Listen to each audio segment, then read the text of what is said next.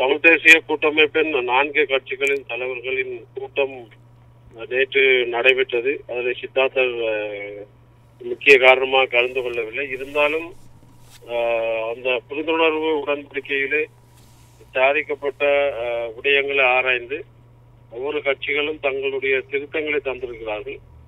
இது அந்த திருத்தங்கள் இனி கட்சி ரீதியாக விவாதிக்கப்பட்டு அதன் பின்பு 27ஆம் தேதி அல்லது 28ஆம் தேதி நாங்கள் கூடி அந்த திருத்தங்களை மீண்டும் ஆராய்ந்து அதன் பின்பு ஒரு உடன்பாட்டுக்கு வந்து இந்த புரிந்துணர்வு ஒப்பந்தத்திலே கச்சாத்திடுகின்ற முடிவை நாங்கள் செய்வோம் என்பதை குறிப்பிடுகிறோம். அரசாங்கத்துடைய 100 நாள் வேலை திட்டத்தில் தமிழ் மக்களுக்கு கிடைத்திருக்கக்கூடிய நன்மைகள் குறித்து எவ்வாறு கருதுகின்றீர்கள்?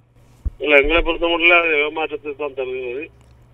நிலங்கள், ஒரு குறிப்பிட்ட நிலங்கள் கொடுக்கப்பட்டிருக்கக்கூடிய வேறு எந்த தமிழ் மக்கள் சார்ந்த எந்த தேவையும் பூர்த்தி செய்யப்படவில்லை.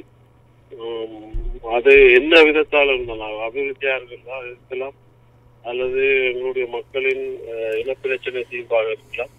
இந்த 100 நாள் வேலை திட்டத்திலே அது கவனிக்கப்படவில்லை என்பது வேதனை தருகிறது.